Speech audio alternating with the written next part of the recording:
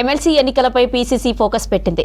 ఇందుకోసం వరుస సమావేశాలతో జిల్లాల నేతలను అలర్ట్ చేస్తున్నారు పీసీసీ చీఫ్ మహేష్ కుమార్ గౌడ్.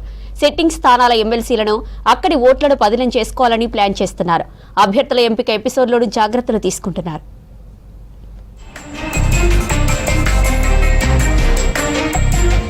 వచ్చే ఏడాది మార్చిలో ఖాళీ కాబోతున్న ఎమ్మెల్సీ ఎన్నికలకు ఇప్పటి నుంచే కసరత్తు చేస్తోంది పీసీసీ నాయకత్వం. మెదక్, నిజామాబాద్, కరీంనగర్, ఆదిలాబాద్ జిల్లాలకు పట్టభద్రుల ఎన్నికలు జరగనున్నాయి. ఖమ్మం, నల్గొండ, వరంగల్ జిల్లాలకు టీచర్స్ ఎమ్మెల్సీ స్థానానికి ఎలక్షన్ జరగనుంది. ఒకేసారి జరగనున్న 2 ఎమ్మెల్సీ స్థానాలపై ఇప్పటి నుంచే party chief Mahesh Kumar Goud focus పెట్టారు. వరంగల్, ఖమ్మం, నల్గొండ ప్రత్యేక ఎమ్మెల్సీ ఎన్నికల్లో కాంగ్రెస్ నుంచి తీన్మార్ మల్లన్న గెలిచారు.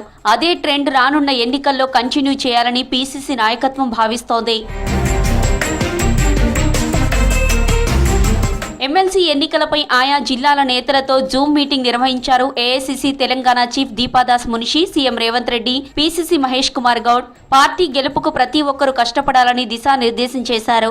ఎమ్మెల్సీ ఎన్నికల అభ్యర్థుల ఎంపికలో జాగ్రత్తలు తీసుకుంటుంది పార్టీ నాయకత్వం.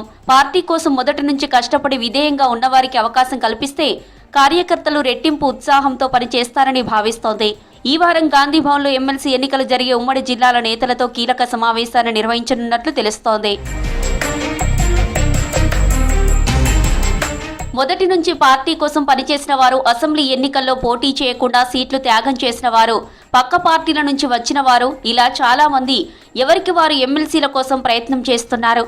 10 ఏళ్ల పాటు పార్టీకి అండగా నిలబడిన నేతలు చాలా మంది ఉన్నారు. అక్రమ కేసులు పెట్టినా భయపడకుండా పార్టీ అధికారంలోకి తీసుకురావడం కోసం వీళ్లంతా పనిచేశారు. ఎమ్మెల్సీ ఎన్నికల్లో గెలిపే లక్ష్యంగా ఇప్పటి నుంచే ప్రణాళికలు వేస్తోంది కాంగ్రెస్ నాయకత్వం.